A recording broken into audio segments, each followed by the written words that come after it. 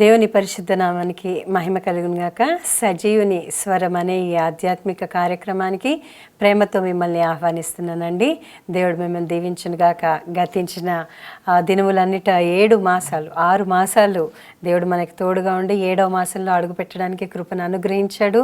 అందుని బట్టి దేవునికి వందనాలు చెల్లిస్తూ మిమ్మల్ని ఇటు రీతిగా కలుసుకోవడానికి ఆయన చూపించిన కృపను బట్టి మరొకసారి దేవునికి వందనాలు చెల్లిస్తూ మరి ఈ సజీవుని వాక్యం అనేటటువంటి సజీవుని స్వరం అనేటటువంటి ఈ యొక్క ఆధ్యాత్మిక కార్యక్రమం ద్వారా దేవుడు మనతో మాట్లాడుతుంటుండగా మరి వినగల చెవి, గ్రహించగల హృదయం, లోబడే స్వభావము మనం కలిగి ఉండేలాగున చిన్న ప్రార్థనతోటి మొదలు పెట్టుకుందాం.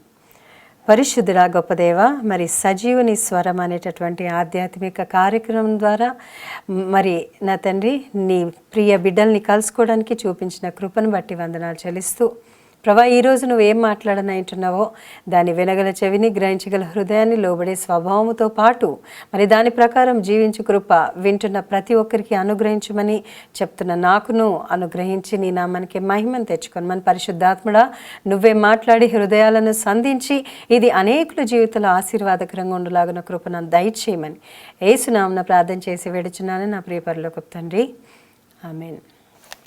మరి ఈరోజు అంశము చూసుకున్నట్లయితే సమయం సమీపించింది అని అనేకులైనటువంటి భక్తులు మనకి చెప్తూ ఉన్నారు, వాక్యాల ద్వారా మాట్లాడుతున్నారు. నిజమే, అనేకమైన సూచనలు మనం చూస్తూ ఉన్నాము. సమయం అతి సమీపంగా ఉంది. దేవుడు రెండవ రాకడ ఎప్పుడు వస్తుందో తెలియదు. మరి కాబట్టి ఇటువంటి పరిస్థితుల్లో, భయంకరమైనటువంటి పరిస్థితుల్లో ఉన్నటువంటి మనము సమయాన్ని ఏ రీతిగా సద్వినియోగం చేసుకోవాలి అని భక్తుడు ఆల్రెడీ మరి ఈ పరిశుద్ధ గ్రంథంలో రాయించి పెట్టారు.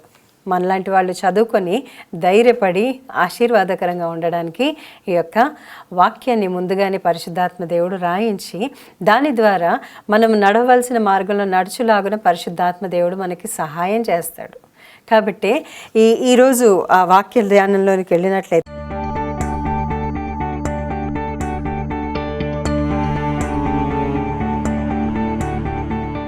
ఎఫెసీ గ్రంథము 5వ అధ్యాయము 15వ వచనంలో చూసుకున్నట్లయితే, దినములు చెడ్డవి కనుక మీరు సమయమును పోనీయక సద్వినియోగము చేసుకొనుచు అజ్ఞానుల వలె కాక జ్ఞానుల వలె నడుచుకున్నట్లు జాగ్రత్తగా చూచుకొనుడి.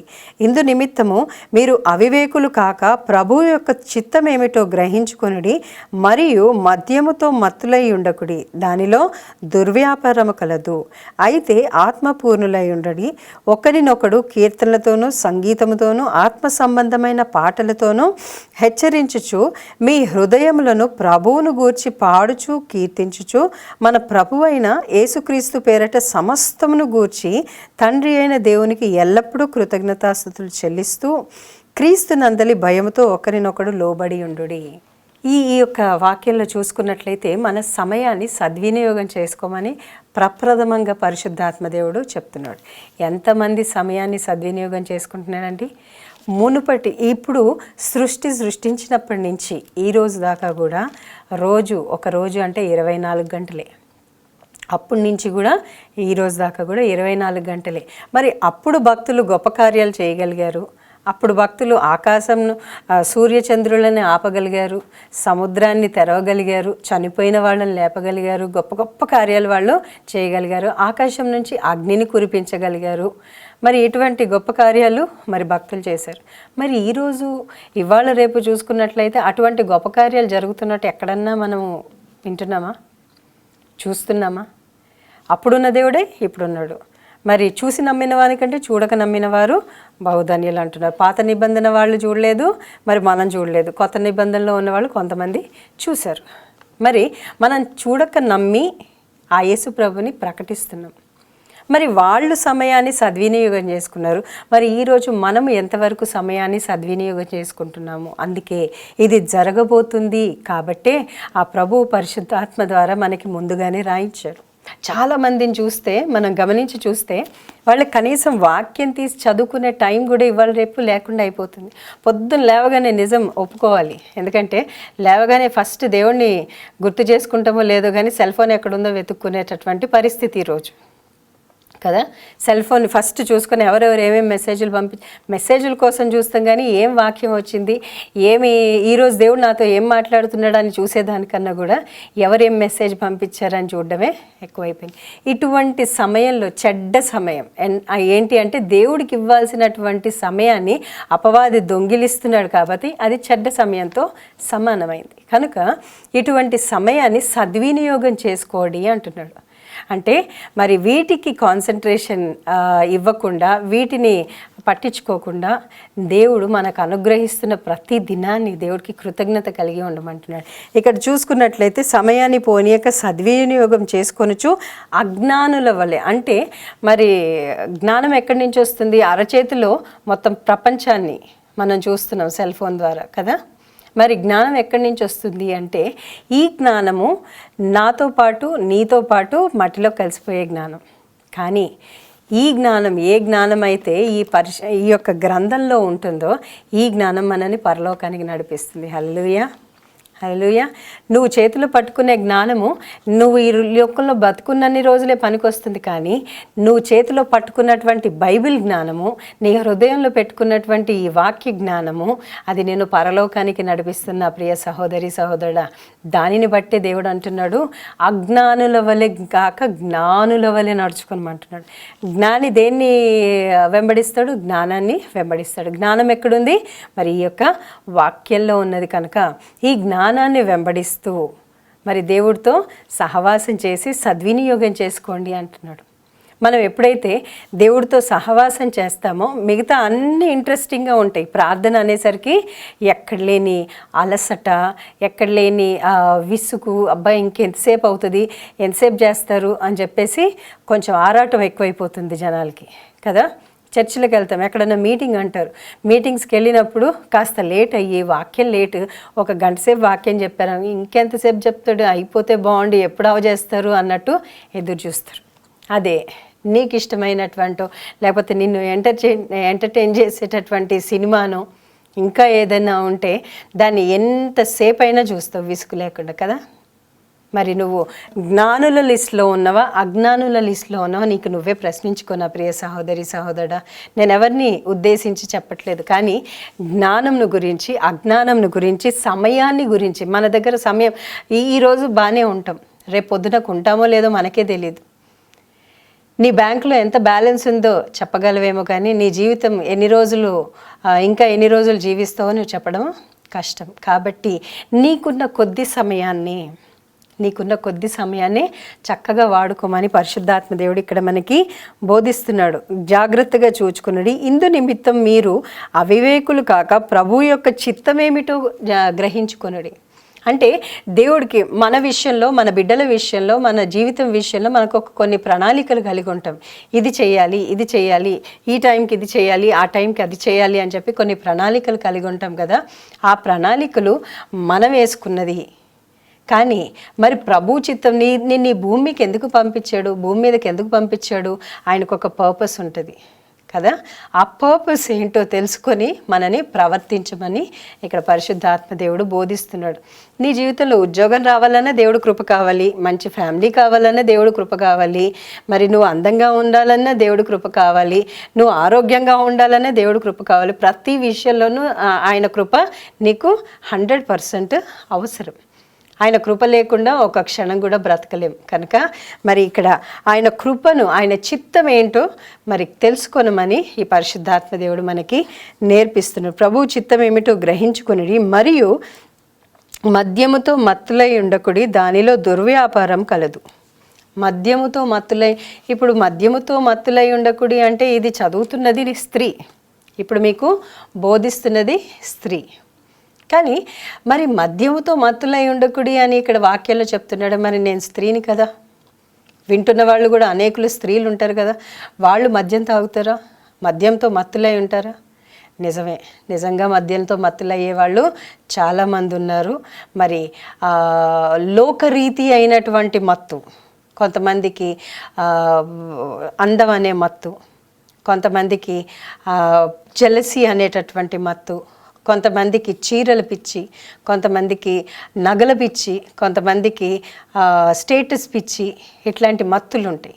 అంటే వాళ్ళు కలిగింది the best, they are the best అన్న ఫీలింగ్లో వాళ్ళు ఉంటారు, ఆ మత్తులో ఉంటూ ఉంటారు. కనుక దానిలో దుర్వ్యాపారం అంటే మనకి నష్టం తెచ్చేటటువంటిది దుర్వ్యాపారం.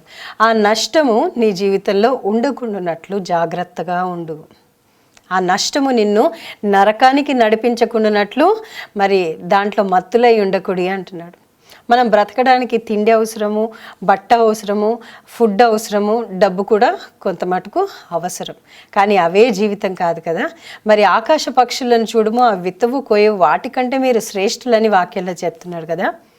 మరి ఆకాశ పక్షుల కంటే శ్రేష్టమైనటువంటి మనల్ని పోషించాలి అనే ఆ దేవుడికి తెలీదా? 100% తెలుసు. కాకపోతే దాని కింద ఏమంటాడంటే మత్తయి సువార్తలో దాని కింద మొదట నా నీతిని రాజ్యాన్ని వెతకండి అంటాడు, అవన్నీ మీకు అనుగ్రహించబడును అంటాడు. మరి దినములు చెడ్డవి కనుక బహు జాగ్రత్తగా ఉండి మద్యంతో అంటే వేరే విషయాల్లో మత్తులై ఉండి దేవుణ్ణి పక్కన పెట్టి అటువంటి పరిస్థితుల్లో కాక మొదట ఆయన నీతిని రాజ్యాన్ని వెతికినట్లయితే ఇవన్నీ మీకు అనుగ్రహించబడతాయి. కనుక దేవుని చిత్తం ఏంటో గ్రహించుకొని ప్రవర్తించండి అని పరిశుద్ధాత్మ దేవుడు ఈరోజు మనకు నేర్పిస్తున్నాడు.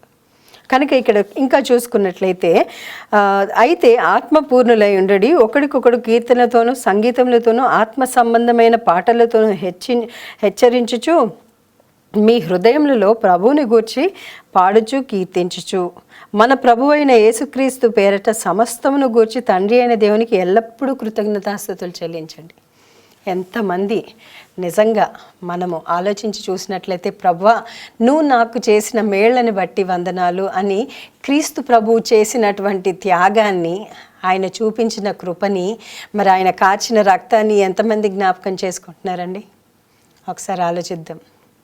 ఎంతమంది నిజంగా ఆయనని జ్ఞాపకం ప్రతిరోజు అయ్యా నువ్వు లేకపోతే నేను లేను అని చెప్పి ఎంతమంది ఆయనను జ్ఞాపకం చేసుకుని కృతజ్ఞత కలిగి ఉన్నారు? దేవుడు చేసిన ప్రతి మేలు కూడా యేసు ప్రభు ద్వారా మన జీవితంలో పొందుకుంటున్నాం. ఆయన మధ్యవర్తిత్వం వహిస్తూ మన విషయంలో తండ్రికి మనకి మధ్యలో మధ్యవర్తిగా ఉండి ప్రార్థన చేస్తూ ఉన్నాడు. మనల్ని విడిపించాలి, మనం తప్పించాలి, మనం నడవవలసిన మార్గం నడవాలి, ప్రభు చిత్తమేంటో వీళ్ళు తెలుసుకోవాలి అని చెప్పి మన విషయంలో ఎన్నోసార్లు మరి తండ్రి దగ్గర విజ్ఞాపన చేస్తున్నాడు ప్రభు అయిన యేసుక్రీస్తుల వారు. మరి మనమైతే మద్యముతో మత్తులైనటువంటి వారంగా మన సొంత ఆలోచనలు, సొంత ఇష్టాలు, సొంత క్రియలు, సొంత బలహీనతలతో మత్తులైపోయి ఉంటూ మరి నా జీవితంలో మేలు కావాలి, అద్భుతం కావాలంటే కుదరదు. నేను ఇది మిమ్మల్ని డిస్కరేజ్ చేయడానికి కాదు, కానీ ప్రాక్టికల్గా ఆలోచించండి. వాక్యం మన జీవితంలో ఫలించాలి అంటే 100% వాక్యానుసారంగా ఉంటేనే ఫలిస్తుంది. ఇప్పుడు చిన్న ఎగ్జాంపుల్ చెప్తాను. ఇప్పుడు ఒక యవ్వన బిడ్డకి, స్త్రీకి పెళ్ళయింది అనుకోండి. పెళ్ళయిన తర్వాత వీళ్ళ తల్లిగారింట్లో ట్రెడిషన్ వేరు, అత్తగారింట్లో ట్రెడిషన్ వేరు, అవునా? అట్లాగే ఉంటుంది. అయితే అత్తగారింటికి వచ్చిన తర్వాత కూడా తల్లిగారింటి ఆచారాలు, వ్యవహారాలు, బిహేవియర్ అదంతా అత్తగారింట్లో చేస్తే అత్తగారు ఏమంటారు? మీ ఇంట్లో నడిచినాయేమో కానీ ఇక్కడ అవన్నీ నడవమ్మా, మా పద్ధతులు నువ్వు నేర్చుకోవాలి అని అత్తగారు అంటారు. ఎందుకంటారు ఆ మాట? ఎందుకంటే తన జీవితము అంటే బిఫోర్ మ్యారేజ్ తన జీవితం తల్లిగారింట్లో ఎట్లా నడిచినా కూడా తన మిగతా జీవితం అత్తగారింట్లో నడవాలి కాబట్టి అత్తగారి పద్ధతులను తను పాటించాలి. అదే రీతిగా నేను ప్రాక్టికల్ ఎగ్జాంపుల్ చెప్తున్నా. అదే రీతిగా నువ్వు రక్షణ లేనప్పుడు నీ జీవితం ఎట్లా ఉన్నప్పటికీ రక్షణ పొంది యేసు ప్రభుని సొంత రక్షకుడిగా అంగీకరించిన తర్వాత 100% you have to follow the rules. పరిశుద్ధాత్మ దేవుడు మరి వాక్యాల ద్వారా, దైవజనుల ద్వారా మనకి కొన్ని బోధిస్తూ ఉన్నప్పుడు ఆ పరిశుద్ధాత్మ దేవుడు నడిపిస్తున్నటువంటి మార్గంలో మనం నడిచినట్లయితే 100% we have to follow the rules. మనం ఎప్పుడైతే ఆ రూల్స్ ఫాలో అవుతామో అప్పుడే దేవుడి చిత్తం మన జీవితంలో నెరవేర్చబడుతుంది. కానీ మన చిత్తానుసారంగా మన సొంత ఇష్టాలను, మన సొంత ఆలోచనలను, సొంత ప్రవర్తనను కలిగి మనము బిహేవ్ చేసినట్లయితే దేవుడి చిత్తం మన జీవితంలో నెరవేర్చబడింది నా ప్రియ సహోదరి సహోదరుడా.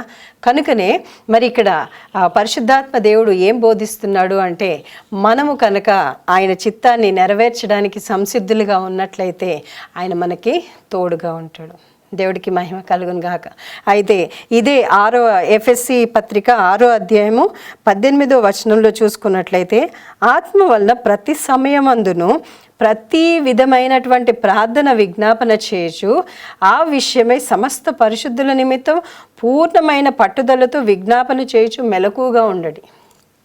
మెలకుగా ఉండమంటున్నాడు. అంటే సమయాన్ని సద్వినియోగం చేసుకుంటూ పరిశుద్ధాత్మతో నింపబడి పరిశుద్ధులతో సహవాసం చేస్తూ దేవుడి చిత్తం ఏంటో నెరవేరుస్తూ దేవుడి చిత్తాన్ని నెరవేర్చడానికి నిన్ను నువ్వు సిద్ధపరచుకొని మరి అదే రీతిగా మెలుగుగలిగి ఉండి ప్రతి విషయంలో దేవుడి సన్నిధిలో ప్రార్థన చేయమంటున్నాడు. ప్రతి విషయంలో, ఒక్కటి కాదు, ప్రతి విషయంలో నీకు ప్రతి చిన్నది ఇది అవసరమా, ఇది కూడా అడగాల దేవుని. ఎస్, ప్రతిదీ కూడా దేవుడి చిత్తానుసారంగా మనం వెళ్ళినట్లయితే ఆశీర్వాదము, నెమ్మది, సమాధానం మనల్ని వెళ్తుంది. నా ప్రియ సహోదరి సహోదరుడా, నువ్వు సమయాన్ని సద్వినియోగం చేసుకుంటున్నావా లేకపోతే దుర్వినియోగం చేసుకుంటున్నావా అనేది నిన్ను నువ్వు ఒక్కసారి ప్రశ్నించుకొని ఆలోచించి చూసినట్లయితే 100% you will get the answer. ఎందుకంటే చాలా మటుకు మన టైం అంతా ఫోన్లోనే వేస్ట్ అయిపోతుంది. దేవుడి సమయాన్ని కూడా మనము దొంగిలిస్తున్నాం, మనకు తెలియదు దేవుడి సమయాన్ని దొంగిలిస్తున్నామని. కాసేపు ప్రార్థన చేసేసుకొని ఒక 5 minutes 10 minutes 15 minutes, అది కూడా మహా కష్టమైపోయినటువంటి దినాలు. No time for God. But ఆశీర్వాదాలు కావాలి, ఎంతమందికి కావాలంటే అందరు చేతులు ఎత్తుతారు. 5 నిమిషాలు కూడా టైం ఇయ్యని వాళ్ళు కూడా దేవుడి సన్నిధిలో ఆశీర్వాదం కావాలంటే చేతులు ఎత్తుతారు. అది పరిస్థితి. అంటే నువ్వు ఉద్యోగం చేస్తేనే నీకు జీతం ఏ రీతిగా వస్తుందో, దేవుడి చిత్తాన్ని నువ్వు నెరవేరిస్తేనే నీకు ఆశీర్వాదం కూడా వస్తుంది. ఆ సింపుల్ లాజిక్ని ప్రజలైనటువంటి దేవుని బిడ్డలైనటువంటి వారందరూ మర్చిపోతున్నారు. సింపుల్గా మన జీవితాన్ని, ప్రాక్టికల్ లైఫ్ని మనము ఖచ్చితంగా అర్థం చేసుకుంటూ మరి దాని వాక్యంతో అనుకూలపరుచుకుంటూ ముందుకెళ్ళాలి. దేవుడు ప్రతి విషయాన్ని మనకు నేర్పిస్తూ ఉంటాడు. నా ప్రియ సహోదరి సహోదరుడా, ప్రతి విషయాన్ని మన ప్రాక్టికల్ లైఫ్ ద్వారానే నేర్పిస్తాడు. నువ్వు దేవుడితో ప్రతిదీ సంబంధం కలిగి ఉన్నట్లయితే నీకు ఆ జ్ఞానాన్ని ఇస్తాడు. సింపుల్ లాజిక్, ఇప్పుడు చెప్పుకున్నట్లు మనం ఉద్యోగం చేస్తేనే 30 రోజులు పని చేస్తేనే జీతం ఏ రీతిగా వస్తుందో, దీంట్లో ఈ పరిశుద్ధ గ్రంథంలో ఉన్నటువంటి వాక్యాలు, మరి దేవుడి చిత్తాలు, దేవుడు చెప్పిన మాటలు మనము ఫాలో అయితేనే మనకు ఆశీర్వాదం. ఇది ఖచ్చితం. పరలోక రాజ్యము కావాలి అంటే ఖచ్చితంగా దీన్ని పాటించాలి. ఖచ్చితంగా దీన్ని ఫాలో అయితేనే మనము పరలోక రాజ్యానికి చేరగలం. అయితే ఇంకో మాట చూసుకున్నట్లయితే యూదా పత్రిక మరి 17వ వచనం నుంచి చూసుకున్నట్లయితే, అయితే ప్రియులారా, అంత్యకాలమునందు తమ భక్తిహీనమైనటువంటి దురాశల చొప్పున నడుచు పరిహాసకులుందురని మన ప్రభువైన యేసుక్రీస్తు అపోస్తలులు పూర్వమందు మీతో చెప్పిన మాటలు జ్ఞాపకం చేసుకునుడి. అట్టి వారు ప్రకృతి సంబంధులను ఆత్మలేని వారునై ఉండి భేదములు కలగజేయుచున్నారు. ఇక్కడ చూసుకున్నట్లయితే సమయాన్ని డిస్ట్రాక్ట్ చేస్తూ మనని దేవుడి నుంచి దూరం చేస్తున్నటువంటి వారు మన మధ్యలోనే ఉన్నారంట. వాళ్ళు చెప్తున్నది వాక్యానుసారంగా ఉందా, వాక్యంలో ఉందా, అది నా రోజువారీ జీవితంలో 100% అది పని చేస్తుందా, నేను దాని ప్రకారం ఉన్నానా లేదా అనేది జస్ట్ చెక్ యువర్ సెల్ఫ్. వాళ్ళు చెప్తుంది మరి నా జీవితంలో జరుగుతుందా లేదా అన్నది మన ప్రాక్టికల్ లైఫ్కి, ఈ యొక్క స్పిరిచువల్ లైఫ్కి, రెండిటికి వార్ఫేర్ జరుగుతూ ఉంటుంది. కనుక మరి జాగ్రత్తగా ఉండండి. ఇక్కడ చెప్తున్నాడు కదా, భక్తిహీనమైన దురాశల చొప్పున నడుచు పరిహాసకులందరూ మన ప్రభువైన యేసుక్రీస్తు అపోస్తుల పూర్వం మీతో చెప్పిన మాటలను జ్ఞాపకం చేసుకుంటూ మరి జాగ్రత్త కలిగి మరి జాగరూకులై మెలకుగా ఉండమని చెప్పాడు కదా ఇందాక. మరి ఎఫెసీ 6:18లో మెలకుగలి ప్రతి విషయం నిమిత్తము మనము ప్రార్థించాలి, సమయాన్ని సద్వినియోగం చేసుకోవాలి. రెండోది చూసుకున్నట్లయితే, అటివారు ప్రకృతి సంబంధులు ఆత్మ లేని వారునే ఉన్నారు. కానీ వీళ్ళు ఎంత అంటే ఆత్మ లేకపోయినా కూడా మరి వెలుగుదూత కూడా భాషలు మాట్లాడగలదు, అద్భుతాలు చేయగలదు, ఆశ్చర్య కార్యాలు చేయగలదు, ఎన్నో చేయగలదు. ఎందుకంటే మరి దేవుడికి ఎంత శక్తి ఉందో, మరి అపవాదికి కూడా మ్యాక్సిమం అంతే శక్తి ఉంది. కానీ ఎవరి మీద అధికారం లేదు. కానీ మనమే ఇస్తాం అధికారం. వాడికి ఎవరి మీద అధికారం లేకపోయినా మనమే వాడికి అధికారాన్ని ఇస్తాం. కాబట్టి వాడు మన జీవితాల్లో పనిచేస్తున్నాడు. కనుక ఇక్కడ వారు ప్రకృతి సంబంధమైనటువంటి వారు, ఆత్మలేని వారు. మరి లోకంలో జరుగుతున్న వాటిని మనకు తెలియకుండానే అవపోసన చేసుకునేటట్లుగా చేసేస్తారు. సో స్పిరిచువల్ లైఫ్ నుంచి ఆటోమేటిక్గా డీవియేట్ అయిపోయి దేవుడికి దూరం అయిపోయినటువంటి పరిస్థితి. అది అజ్ఞానమైనటువంటి స్థితి, జ్ఞానుల స్థితి కాదు, అజ్ఞానమైనటువంటి పరిస్థితులు మన జీవితంలో వస్తాయని యేసు ప్రభువుల వారు ముందే చెప్పారు. కాబట్టి జ్ఞానం కలిగి ఉండాలి. అయితే ప్రియులారా, మీ విశ్వసించు అతి పరిశుద్ధమైన దాని మీద మిమ్మును మీరు కట్టుకొనుచు పరిశుద్ధాత్మతో ప్రార్థన చేయుచు నిత్య జీవార్థమైన మన ప్రభువగు యేసుక్రీస్తు కనికరము కొరకు కనిపెట్టుకొనుచు దేవుని ప్రేమలో నిలుచున్నట్లు కాచుకొని ఉండుడి. సందేహపడువారి మీద కనికరం చూపుడి. అగ్నిలో నుండి లాగినట్లు కొందరిని రక్షించుడి. శరీర సంబంధమైన వారి అపవిత్ర ప్రవర్తనను ఏమాత్రము నొప్పుకొనక దానిని అసహ్యించుకొనుడి. అంటే అగ్నిలో నుండి కొందరిని లాగునట్లు మన యొక్క ప్రవర్తన అగ్నిలో నుండి కొందరిని లాగేటట్లుగా ఉండాలి.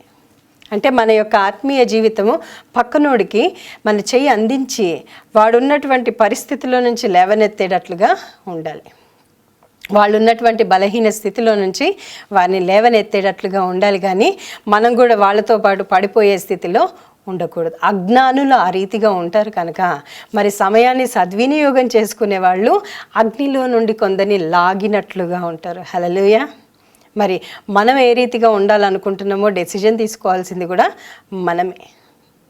దేవుడు మనకు అవకాశాన్ని ఇచ్చాడు. నువ్వు ఏ మార్గంలో వెళ్ళాలనుకుంటున్నావో, మరి జీవ మార్గము, మరి విశాలమైనటువంటి మార్గము, ఇరుకు మార్గం నీ ఎదురుకొండనే ఉంది. కాబట్టి నువ్వు ఏ మార్గంలో నడవాలనుకుంటున్నావు, ఆప్షన్ ఈజ్ యోర్స్ అంటున్నాడు. మరి రక్షణ పొందాను కదా, నేను పరలోకానికి వెళ్తానంటే అది నీ మూర్ఖత్వం, నీ అజ్ఞానం. ఎందుకంటే అక్కడి నుంచి డైలీ నువ్వు చేసినటువంటి క్రియలు లెక్కించబడతాయి. అంతకుముందు చేసిందంతా కూడా మరి ఆ దేవుడు కడిగేస్తాడు. మబ్బు తొలగినట్లు నీ పాపములు నీ అతిక్రమములను తుడిచివేసి ఉన్నది దాన్ని ఇంకా జ్ఞాపకం చేసుకున్నాను అంటున్నాడు. ఎప్పటిదాకా నువ్వు ఆయన సొంత రక్షకుడుగా అంగీకరించినంత వరకు. అంగీకరించిన తర్వాత ఎవ్రీథింగ్ ఈజ్ కౌంటెడ్.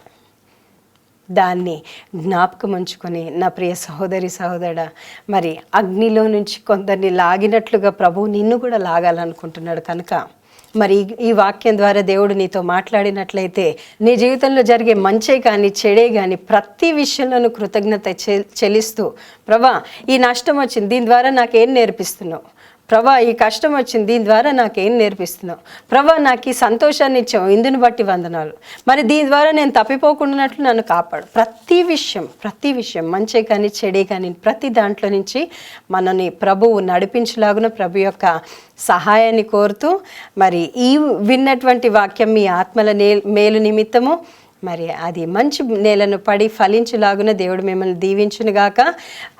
మనం ఇక మీదట అజ్ఞానుల వలె కాక జ్ఞానుల వలె ఉంటూ మన యొక్క సమయాన్ని సద్వినియోగం చేసుకుంటూ పరిశుద్ధాత్మ దేవుడు మనల్ని నడిపిస్తున్నటువంటి రీతిలో ఆయన చిత్తం ఏంటో ఎరిగి విజ్ఞాపన చేస్తూ అగ్నిలో నుంచి కొందరిని లాగుతూ అబద్ధ ప్రవక్తలు మరి లోక సంబంధులు ఆత్మ లేని వారితో జాగ్రత్తగా ఉంటూ ప్రతిదీ ఎవరేం చెప్పినా కూడా వాళ్ళు చెప్పింది వాక్యంలో ఉందా లేదా అన్నది గ్రహించేటటువంటి పరిశుద్ధాత్మ గ్రహింపు, ఆ యొక్క అభిషేకము నిత్యం మనం కలిగిందుగాక. ఎందుకంటే అన్యులను అపవాది ఏనాడు కూడా టార్గెట్ చేయడు.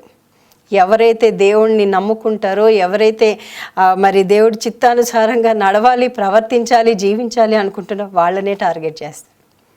కనుక నువ్వు 24/7 అండర్ సర్వీలియన్స్ ఆఫ్ సేటన్ ఉంటావు. కనుక బీ కేర్ఫుల్. మనని దేవుడు మరి ఇశ్రాయేల్ని కాపాడేవాడు కునుకడు నిద్రపోడు అంటాడు. అదే రీతిగా అపవాది కూడా మరి కునుకు లేకుండా నిద్రపోకుండా మనని ఎట్లా పడేయాలి, దేవుడి నుంచి ఎట్లా దూరం చేయాలి అని మరి అపవాది ప్రయత్నాలు చేస్తుంటాడు. అపవాది నుంచి కాపాడుతూ దేవుడు కూడా మనని కనికరిస్తూ ఉంటాడు. కనుక మనము ఏ మార్గంలో వెళ్ళాలో మనమే డిసైడ్ చేసుకొని దేవుడు మనకు అనుగ్రహించినటువంటి ఈ జీవితాన్ని వ్యర్థం చేసుకోకుండా, అనవసరమైన వాటి వెనకాల పరుగులు తీయకుండా మన జీవితాన్ని సద్వినియోగం చేసుకుంటూ దేవుడి చిత్తము మన జీవితంలో నెరవేర్చబడలాగున విన్నటువంటి ఈ కొద్ది మాటలు దీవించబడును గాక. అది మన హృదయంలో మంచి నేలను పడి ఫలించి అభివృద్ధి చెందును గాక. దేవుడి కొద్ది మాటల్ని దీవించును గాక. ప్రార్థన చేసుకుందాం. పరిశుద్ధుడా గొప్ప దేవ, ఇంతవరకు విన్నటువంటి ప్రతి మాటను బట్టి వందనాలు చెల్లిస్తూ, సమయాన్ని సద్వినియోగం చేసుకుంటూ అజ్ఞానుల వలె జ్ఞానుల వలె జీవించమని ప్రభునందు ప్రతి విషయంలోనూ కృతజ్ఞతాస్తుతులు చెల్లిస్తూ, మరి నీ చిత్తం ఏంటో మరి గ్రహించుకొనుటకు మరి ప్రతి ఒక్కరికి విన్నటువంటి ప్రతి ఒక్కరికి ఈ యొక్క జ్ఞానంను నడిపింపు దయచేయమని, నువ్వు ఎందు నిమిత్తమైతే మమ్మల్ని ఈ భూమి మీదకి పంపించావో ఆ చిత్తాన్ని 100% మా ద్వారా నెరవేర్చుకోమని, దానికి తగ్గ ప్రవర్తన జీవితం మేము కలిగి ఉండేలాగన కృపా సహాయం దయచేయమని, దీవించమని, మరి నువ్వు రెండో రాకడలో ఎత్తబడేటటువంటి గుంపులు మేము ఉండులాగిన మాకు సహాయం దయచేయమని, మాతో పాటు నశించిపోతున్నటువంటి అనేకులను వెతికి రక్షించే కృప, మరి ఆ నడిపింపును, కొంతమందిని అగ్నిలో నుండి లాగేటటువంటి జీవితాలను మాకు అనుగ్రహించి నీ నామానికి మహిమను తెచ్చుకోమని, సమస్త స్తుతి ఘనత మహిమ ప్రభావాలను నీకే ఆరోపిస్తూ నజరేయుడైన యేసుక్రీస్తు పరిశుద్ధ నామమున ప్రార్థన చేసి వేడుచున్నాను నా ప్రియ పరలోకపు తండ్రి. ఆమేన్.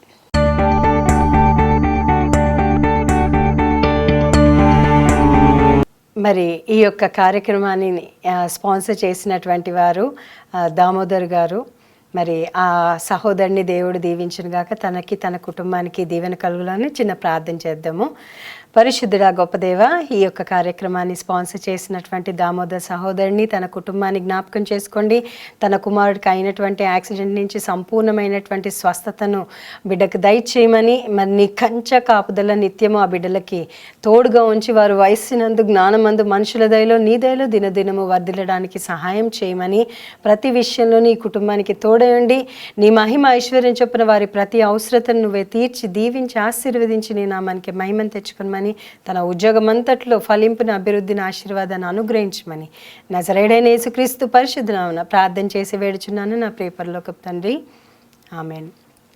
ఇదే రీతిగా మీరు ఈ యొక్క కార్యక్రమం ద్వారా మేము దీవించబడ్డాము అన్నవారు ఎవరైనా స్పాన్సర్ చేయాలి అనుకుంటే కింద ఇవ్వబడినటువంటి ఆ స్క్రోల్లో ఉన్నటువంటి ఫోన్ నెంబర్స్కి ఫోన్పే కానీ గూగుల్ పే కానీ ఆ స్కానర్ కానీ ఉంది, దానికి మీరు స్పాన్సర్ చేయండి. అట్ ద సేమ్ టైమ్ మీకు ఏదైనా ప్రేయర్ రిక్వెస్ట్లు కావాలి అంటే కనుక ఇవ్వబడ్డటువంటి ఫోన్కి మీరు కాల్ చేసినట్లయితే ఏ సమయంలో ఉన్నా ప్రార్థన చేస్తాము.